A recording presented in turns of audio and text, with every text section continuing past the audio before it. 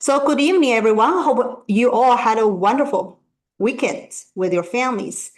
And today, I would just want to introduce our nonprofit organization called EarlyBird Financial Empowerment and why we exist and what we do and how you can collaborate with us to make impact in your life and in other people's life.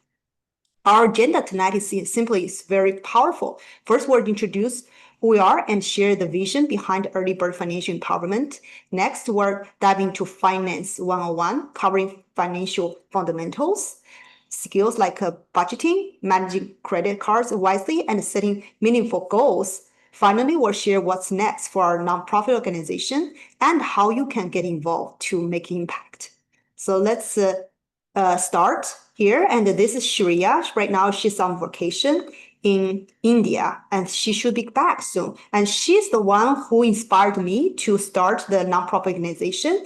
And last year, she came to me. She said, Li Wei, you keep teaching the adults financial literacy, and as a professional, why not teach us, the youth, about the financial concepts and help us understand how to budget our money wisely and how to plan for the future?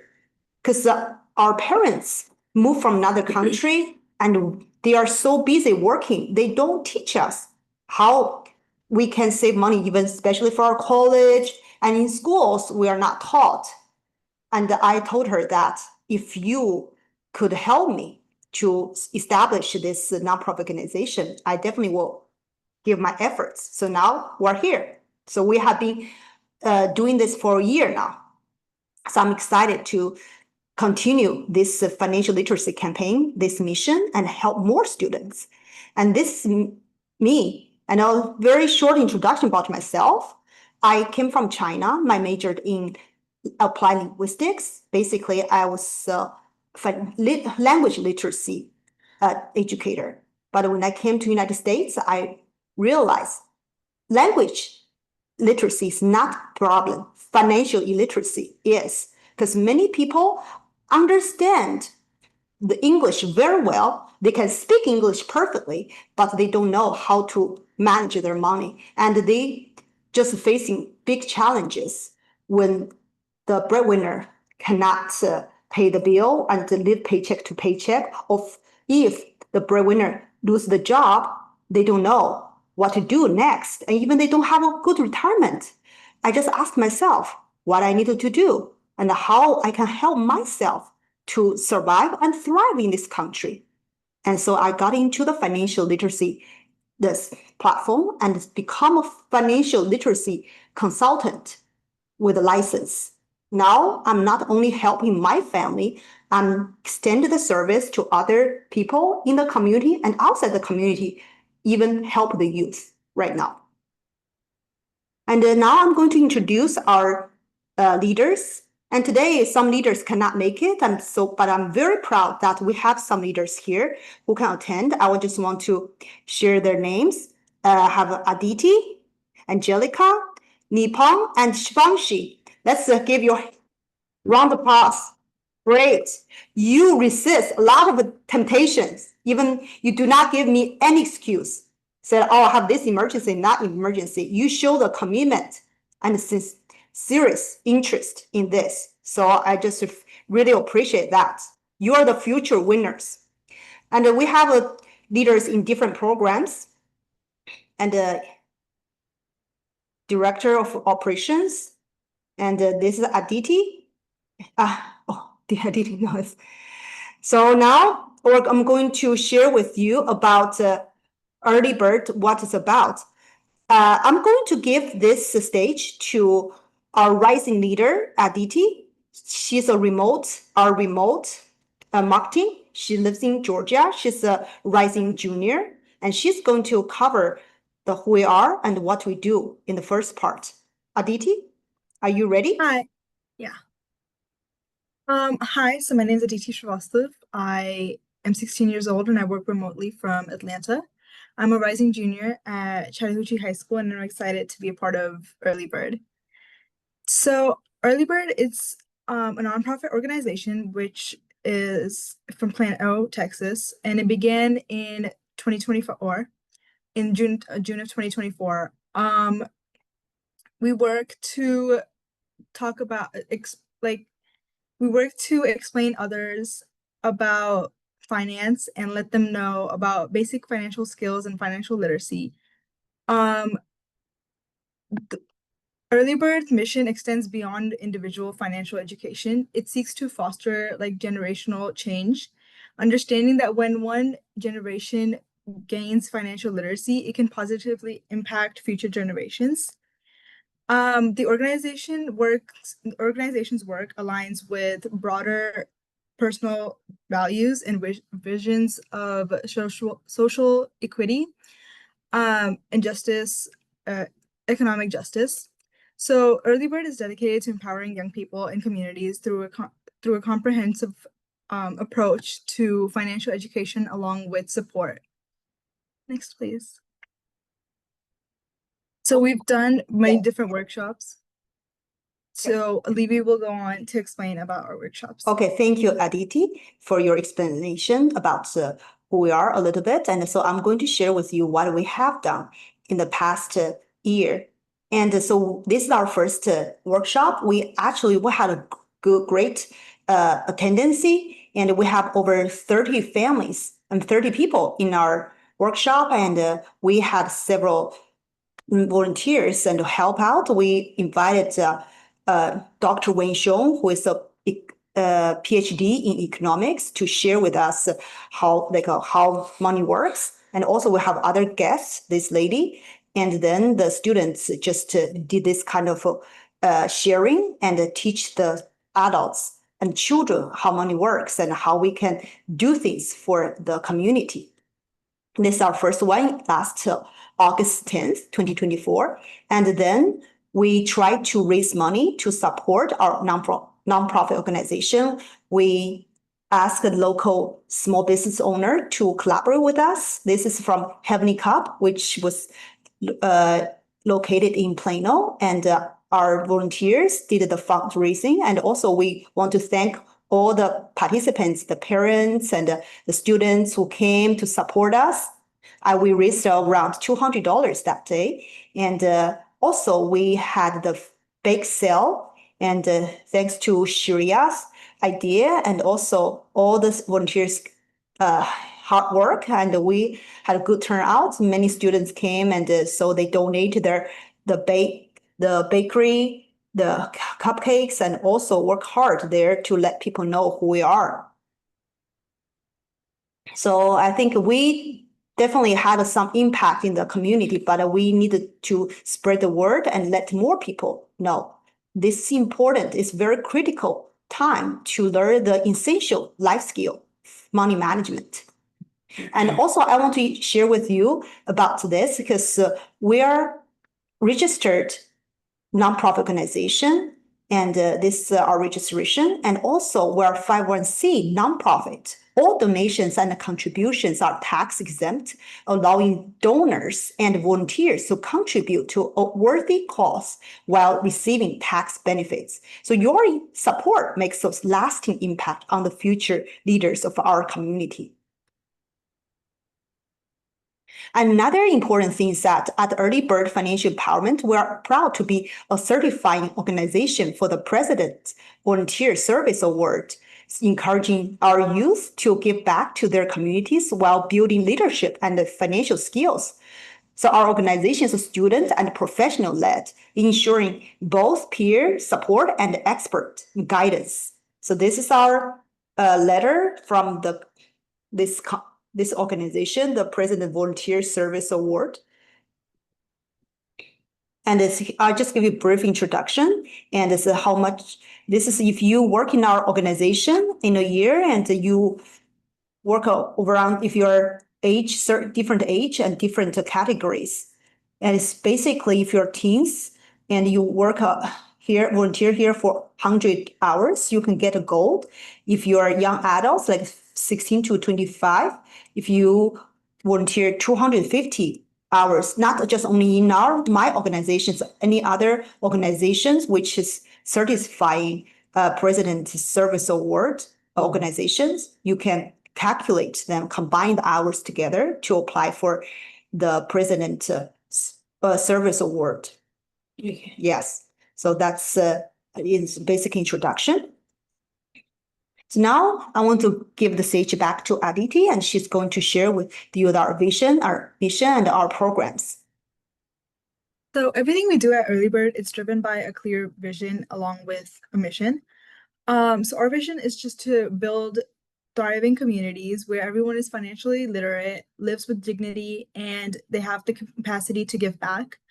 Our mission is to empower every child and family through financial literacy, access to resources, along with a positive mentorship. So how do we get there? We do financial literacy workshops like the one today. We have mentorship programs because role models matter. We also have community events where we teach about business pitch, where we have business pitch community competitions along with donation. We also have educational resources that are accessible, practical, and relatable. And we have youth empowerment because young people are indeed the future. When we invest in knowledge and confidence, we plant seeds for generational change. So if you want to stay connected, follow us on social media. We're everywhere: Instagram, TikTok, LinkedIn. You can just search for EarlyBird Finance or just EarlyBird in general. You'll find updates, resources, success stories, and even job or volunteer opportunities. Financial empowerment isn't just a one-time workshop. It's a community you can plug into on a daily basis. So the critical piece in all of this is to get rid of the belief that financial security is just a problem that we can teach away. In the US, for example, we spend nearly $700 million every year on financial educational programs. Yet a team of researchers recently found out that these programs explained only 0.1% of the variance in financial behaviors. Even though it's not zero, it's pretty close to it. So meanwhile, 20 different states mandate financial literacy classes in high school, but studies have found that unless these programs are well implemented, they're unlikely to have any effect on students' future credit score or their likelihood to invest. So from all of this, I've learned that behavior change is not just an educational pursuit, but it's much rather an environmental one. And if one is struggling, it's not because there's fundamentally like something fundamentally wrong with them, but much rather because there's something wrong with the environment that they're surrounding themselves with. And so it's important to just look around you and notice like the cues to spend money have gotten much smarter, faster, and they're more efficient. There are targeted ads out there that have become far more personalized, corporate content that's becoming more engaging, and everything around us is focusing on spending. So the presentation today is about just finance basics. And so we're going to start off with understanding what triggers your spending habits, which is the first step to controlling your finances. And spending triggers, they can be emotional, environmental, or situational. So there's many steps to figuring out what are different like spending triggers. The first one is keeping a spending journal. For 1 week, record every purchase you make. Note what you bought, how much you spent, along with what you were feeling at the time. Then begin to analyze patterns. Review your journal to identify patterns. Notice if you spent more when you're stressed, bored, or socializing. Are there specific times of the day or places that trigger spending? And then there are common triggers, such as emotional triggers, whether that's stress, boredom, or happiness. Emotional triggers, such as sales promotions or peer influence. And then there's situational triggers, such as celebrations like a certain holiday or just social events in general. And then there are mitigation, one second, sorry. And then there are mitigation strategies such as creating a shopping list. So always shop with a list and stick to it to avoid impulse buying. Implement a 24-hour rule for non-essential purchases. And if you still want the item after 24 hours, that's how you can consider buying it, which is known as delayed gratification. One second, I'm so sorry.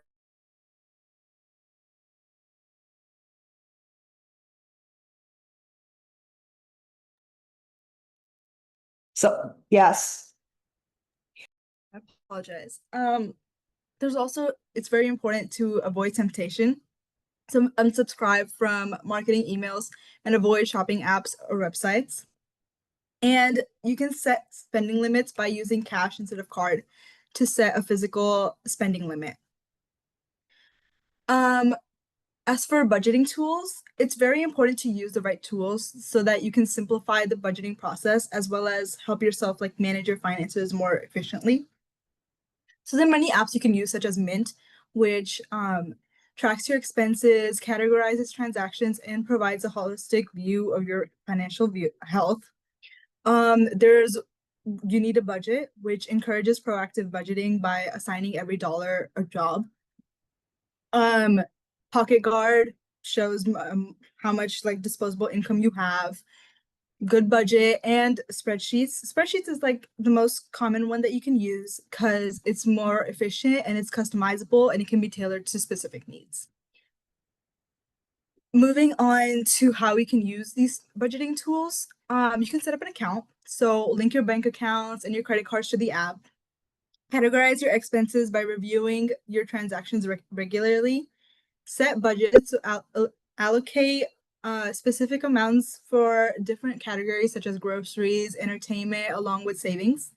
And monitor and adjust your budget by tracking your spending and adjusting your budget as much as needed. So here we have just a simple table showing how you can control your budget. So here the person, let's say they have a part-time job where they get $520 per month, and then they did some chores for their parents, so they got $100 from there. So in total, they have $620. Now let's say the student tends to pay for their own phone plan, gas, food, and clothing. So on average, that amounts to $235, leading us to have a savings of $385. And that's a good amount of money to start off with on a monthly basis. As for subscription management, subscriptions can add up very quickly, and it is become like a significant part of our monthly expenses. And it is very important to manage them effectively so that we can reduce unnecessary costs. So here are some tips. You can audit your subscriptions, list all your current subscriptions, including streaming devices, magazines, apps, and memberships such as Netflix or Amazon or any other apps that you tend to use. Then evaluate your usage. Consider how much you use it and cancel subscriptions if you rarely use it or you can live without it. Use a subscription tracker. There are many tools you can use, such as Truebill or Trim, that can help identify and manage subscriptions. You can set reminders that can set calendar reminders for subscription renewals rather than having automated subscriptions, and negotiate your rates. Now finally, it's very important to save money because that doesn't mean you're depriving yourself, but much rather it's like a simple and effective strategy that can help you save more than without like feeling a pinch. So there are many effective saving strategies. There's automated savings where you can set up automatic transfers to your saving account, treat savings like a regular bill. Use cashback and rewards. So take advantage of these offers that you get and reward programs to save on your purchases. Implement a no spend challenge. Commit to a no spend day, week, or month where you only spend on essentials and don't buy anything that's just a want. Save windfalls. So deposit your bonuses and tax refunds and anything that can go directly into your savings. And adopt a 30-day rule where it's only for like non-essential purchases, but you wait before you buy, and this can help reduce impulsive spending. I'm gonna give the stage back to Olive. Thank you. Thank you. Thank you, Aditi. You did an awesome job. So right now I'm just go very quick over the credit card because I know majority of the students do not have a credit card, but I just want to let you know what it's about and what you need to watch out. So what is a credit card? What is credit? So credit is the ability to borrow more or access goods and service with a promise to pay later. So financial institutions like banks and credit card companies provide credit, allowing individuals and business to make purchase or get cash advance to repay over time, usually with the interest. But we have to understand you have to have a good habits, as Aditi mentioned. Do you have that good behavior to save money, have a budget? Then when you need to repay, you can repay on time and without getting charged. So you have to understand, you have the importance of credits. You can indicate your purchasing power of financial flexibility and check your credit history and employment housing. This will, a lot of things related to your credit. So I'm not going to cover all of them. Just want to let you know, for kids, if you are 18-year-old and if you're under 21, you need a proof of independent income or cosigner to get the credit card, and ensure you have a stable income to manage monthly payments. Because later I'm going to share with you a very powerful rule, and it will help. If you get into a credit card debt, it's not a good thing. Because do you know right now what is the credit card interest? Everybody guess. What's the credit card interest right now? And if you can type here, I can tell you at least 18 to 25, depends. So that's a lot for interest if you cannot pay on time, and the credit card companies like the bank will charge you that much. But how much you can get if you put the money in the bank, maybe 1%, 2%, or less than that. So that's how banks make money, especially they like those clients who cannot pay the credits on time. Yes. So you will just the whole life, you will pay the interest. So I don't want everyone here to get into that trap. So we just have to be very careful to get into the credit. So you have to do a research and find out whether which credit card looks suitable for you, and also consider with the financial professionals to see whether you are financially stable or you are responsible for your own personal finance first before you get into the credit card. So that's the tips. You need to pay on time. That's very important. Also keep balance low. Aim to use less than 30%. Monitor your credit and avoid unnecessary credit. So you have to understand what is need, what is want. If you only care about your want and you cannot afford it, you will get into yourself in the big trouble if you owe a lot of money in your credit cards. So now I'm going to talk about investing fundamentals. Before I talk about investment, I want to talk about the building of financial foundation, because many of you probably online just think, oh, investment, she's getting rich overnight, or I can become rich quickly. No, for us, we teach the students we need to build a solid foundation step by step. We have to have a long-term thinking, delayed gratification, and also have a good planning plus hard work. So let's look at these charts, and you can see there's 4 layers, and the first layer is protection. Why we set a proper protection first? Because before you start to make money or invest money, you need to have a good, strong foundation to catch your safety net. We insure our car. Our car may be worth like $30,000. We insure our car. We insure our house, maybe worth $500,000. But what's the worth about ourselves? Do we have a good protection for ourselves? What something happens? Do we have the safety net to make sure the family can function normally? That's what we need to consider. Usually, we need to have our car insurance. We need to have the house insurance. Maybe sometimes we need to have life insurance. I don't know, like in your family, do you talk about this? But we need to understand the proper protection first before we jump into investment. Because if you don't have this, if you lose your investment, who can pay for the loss, right? And what about debt management? We don't need to get ourselves into a big debt. Our goal is to get to zero debt, right? Another thing is about emergency funds. It's, do you have 3 to 6 months emergency fund, your savings, like can pay your monthly expense? And if your mom and dad lose the job, cannot pay the rent, do they have an emergency fund, a savings to pay the unexpected expense? That's also we need to consider. Yeah, maybe right now you're young, you don't need to worry about it.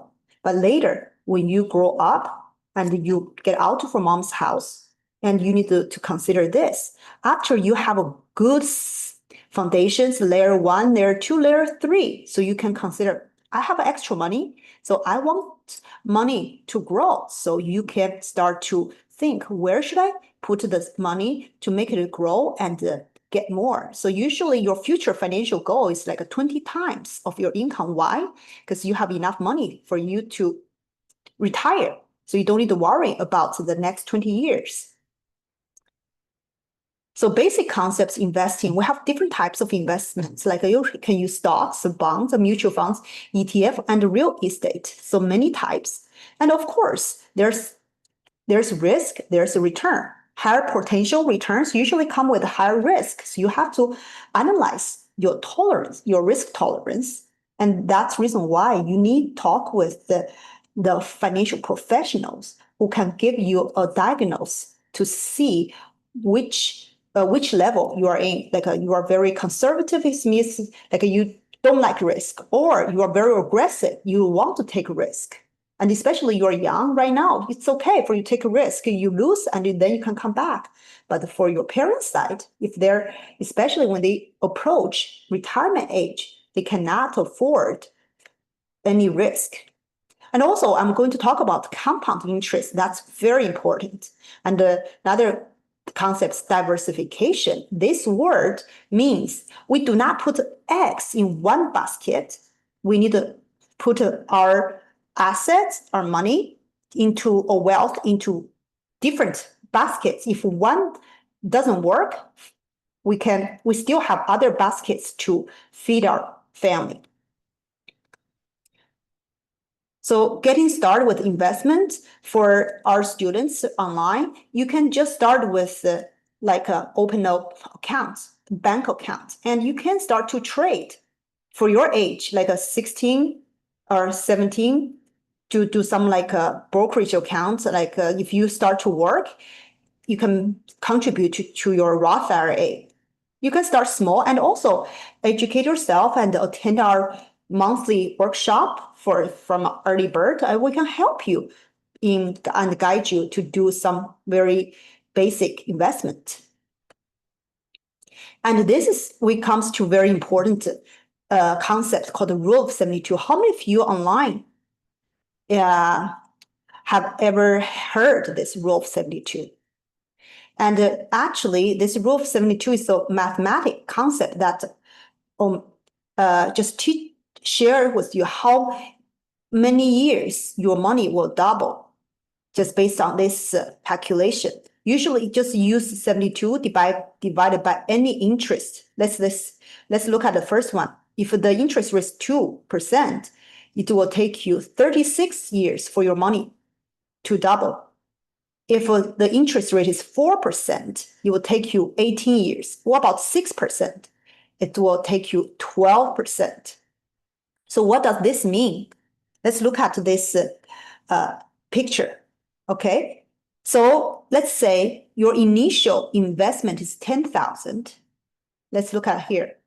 And for first one, 2%, to double the money, it will take this first person how many years? Almost 36 years. Let's say 35 years. From 10,000 become 20,000. And it'll take another 35 years to become 40,000. That's forever. Do you like this? No, I don't like this. That's too long. What about 4%?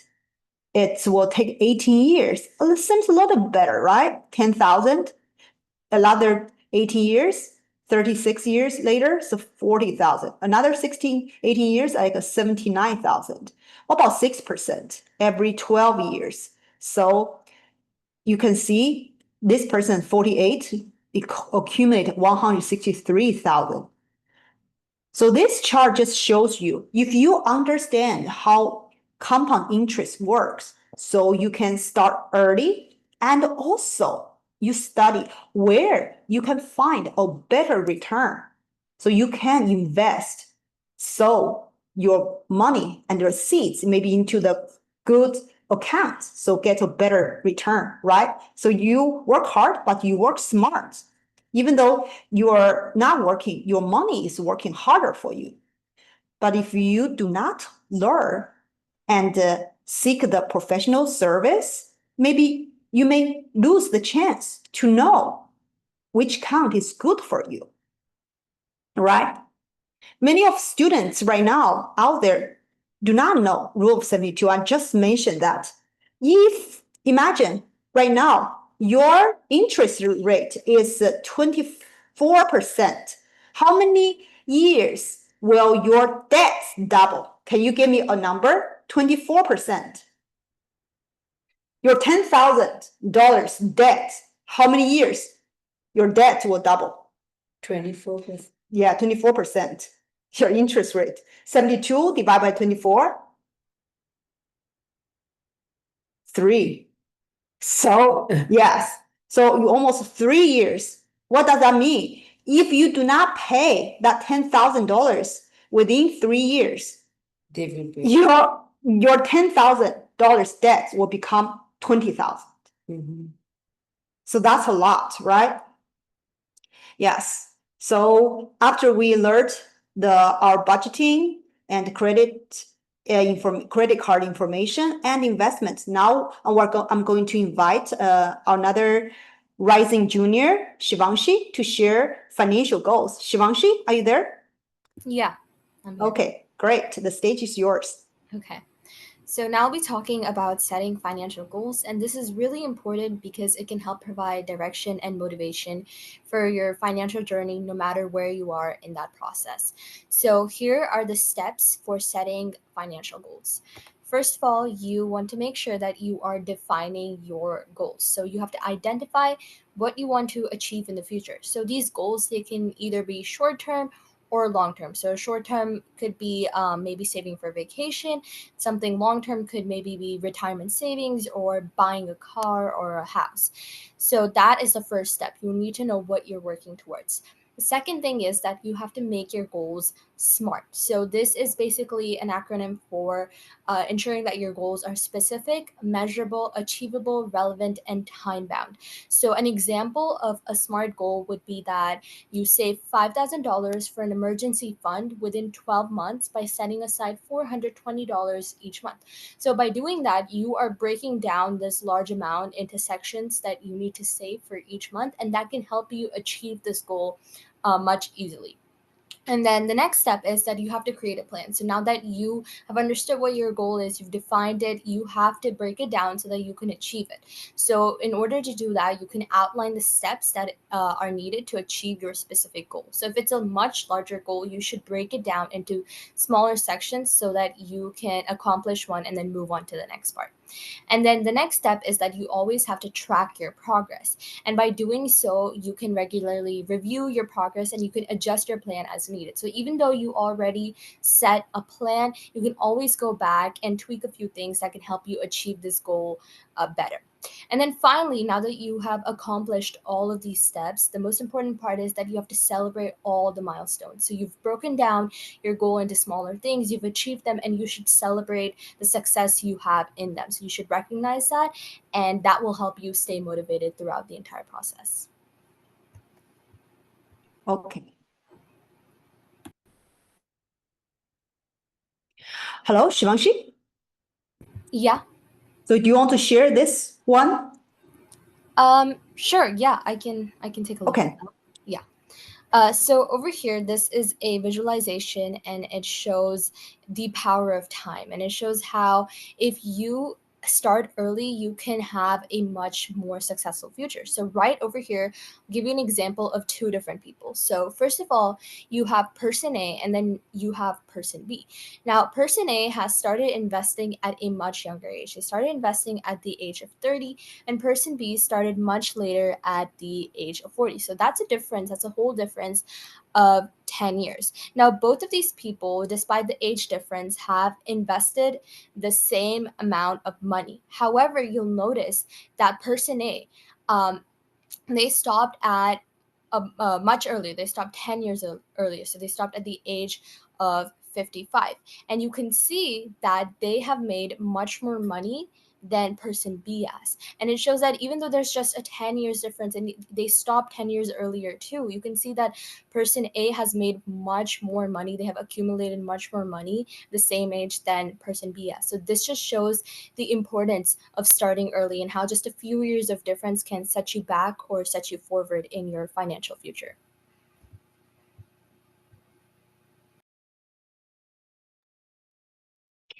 And so these parts, do you want to share these parts? Yeah, of course, I can share it. So, again, like I stated in the previous slide, time is very important. There is obviously a cost that you will have to pay for waiting so long. So, over here, there's a hypothetical example of how the monthly amount required to reach 1 million for retirement changes with how much time you have to hit that goal in a 5% tax deferred account. So, again, the best way to put time on your side is to start saving today. The earlier you start, the better chance you have in meeting this 1 million retirement goal. So you can see in this graph over here, when you hit the age of 40, you're not being able to set aside much money each month for your retirement. But if you start as early as the age of 5, look at how much more money you are being able to set aside each month. Yeah. So I would just want to mention this, like the 40 here is like when you are just if you have 40 years to accumulate, and you just need $655 each month. You only save $655, and 40 years you totally maybe you'll save like over 300,000, and you can reach 1 million. But if you only have 30 years to save 1 million, you need to save over $1,000. That means like you save over 400,000. What about you only have 20 years to save? You have to save every month over 2,000. And what about only 10 years? 6,000. And 5 years? 14. If we do the calculation, you will amaze that, oh my, I need to start early, because if I start early, I put less, but I can also get to the 1 million. But if I start late, even like I say, even later I will get to 1 million, but I have put more. Can you see my calculator right now? Hello? Hello, everyone? Yeah, we Yeah, can we see can the see it. calculator. Yeah. Let's do basic calculation. So like the first person and only saved how much?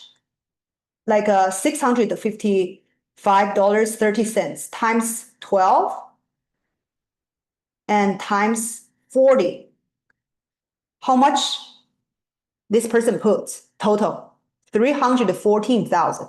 So like this person can reach 1 million in 40 years. And that means because this person start early, as Shivanshi mentioned, start early. What about only have 30 years? You have to put this much. Because the numbers can help you to understand why we do the early bird, because you start early. Times how many years? 30. What's the number? You have to put 100,000 more to reach 1 million. What about, let's say, like a 5 year, that 5 year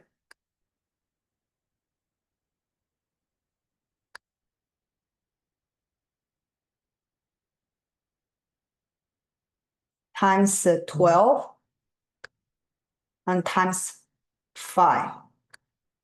What's this? If you only have 5 years to grow your money to 1 million, you have to put how much? 882. So what does this mean? The earlier, the better. So now you understand, kids, what's the best time to plant the seeds? The apple seed. Hello, everyone. Shivanshi? Aditi? Hello, can you hear me? Yeah. Yeah, we can hear So you. what is the best time to save money? It's now. It's now, Yeah. when you're young. How many parents wish when they were your age, they can learn this information, and also their parents can help their children to invest and grow their money. So now I don't know whether Aditi can want to cover a little bit of what to do as a team. Yeah, sure. I'll take over. Okay. So there, in order to, like we said already, it's best to start early, or like Shivanshi has mentioned already, it's best to start early.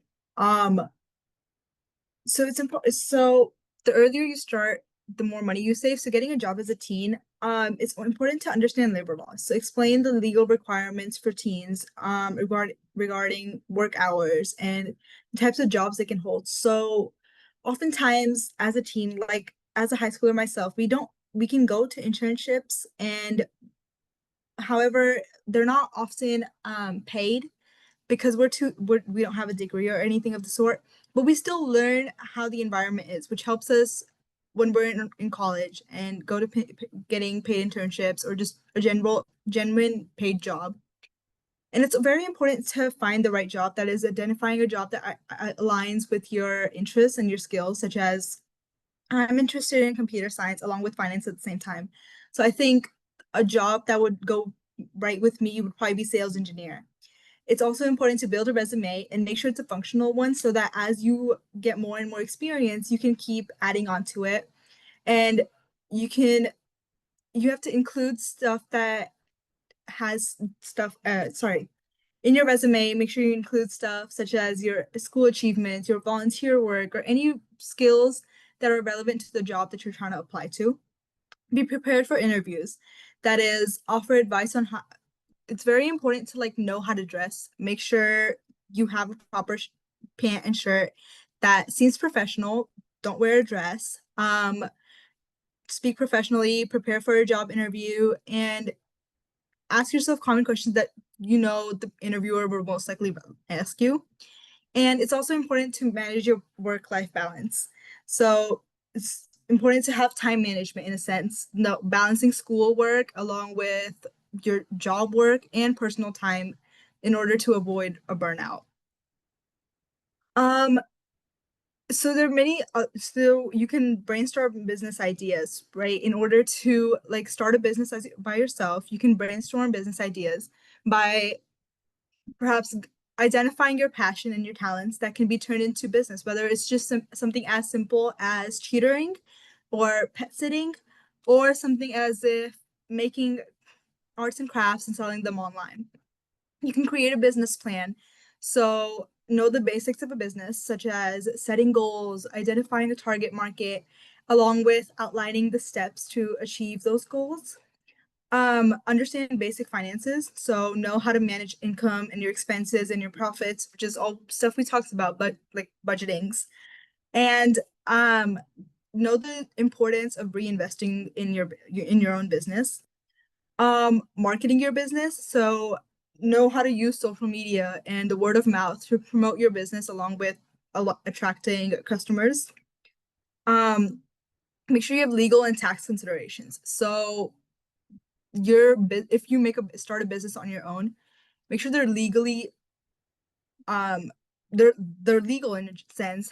Make sure you can check those with the legal requirements online, such as registering a business name, getting a permit if required, and understanding just the tax system in general. And oftentimes businesses don't just shoot up immediately. And failure is common, but it's important to learn from your failure. And resilience is very important to know that setbacks can be valuable learning experiences in business. Thank you. I'd like to give it back to Libe. Okay, thank you. Thank you, Aditi. It's very good job. Yeah. And you and Shivanshi did an excellent job. And especially right now, we don't have many guests, but I know many students will come in the future if they can hear the Yeah. recording. And so also we not only just limit ourselves learn the financial literacy, we want to help our students to learn how to turn their knowledge into practice. Especially we are using this called the Eagle Nest competition. This is about the youth business competition. So they can share their business ideas and doing the sales pitch in front of the judges, and so they can develop their business ideas, and also later they may run a business. So we will have several sessions to help the students to learn how to turn their ideas into practice. So our goal is to help them to have this growth mindset and creativity and innovation in the younger age. So we have several sessions, and number one is they have validated their ideas and also have their business model. You need to find out what you want to do and which kind of business you want to run. And second, second mentorship will help you to do the market research and build a strategy how you can reach out the clients and get more exposure. And third, and we need to help you to run the financial planning and see how much money you can make if you want to run this business and what's the risk there. And last, you need to present and do the pitch to get the investors' attention. And so I think that's all for today. And if you are interested in our leadership team, you can scan this. And also we have another become a general volunteer. You can scan our QR code. So you can join our EarlyBird financial empowerment volunteer team. And we have very good leadership and also financial professionals to guide you. So thank you, everyone. I hope everybody enjoys today's session. So now we are coming to the Q&A. So we are going to open the forum to get some questions. Okay, great. And so now we have 1, 2, 3, 4, 5, 6 guests, and including 2 presenters and me, and Nipong and Nipong and Angelica here. And do you have any questions? Aditi and Shivanshi, I have some question for you, and I would like to ask each of you, what is your biggest takeaway from the workshop today? Maybe you and Shivanshi can share in turn. Maybe start with Aditi. I would say honestly, just the fact that knowing the younger you the earlier you start investing, the more money you end up saving in the future. Even if you invest the same amount of years, you just let the money build up on its own, and which helps you save more overall than the other person. That's great. What about you, Shivanshi?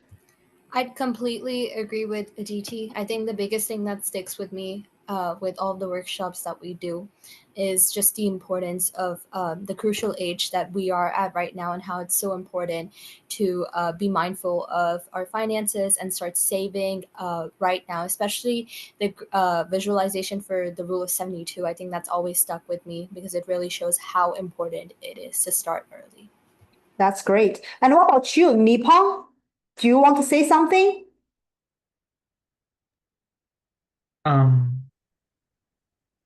What is your biggest takeaway from today's session? I agree with both of them on like how to on saving up money from like an early age so you have enough money and like when you retire, it's like live comfortably after that. Yes, but how can we turn the knowledge into practice? I agree with you, all of you, that we need to save early. But how can we do that? What is your suggestion, or what is your thought?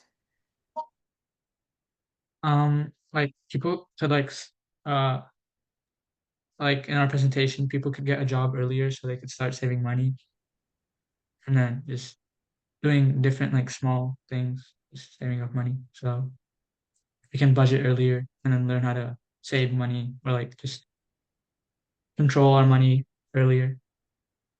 That's great. What about you, Shivanshi? What are your thoughts? Because we have a good learning, but knowledge without practice is not, it's a potential power, right?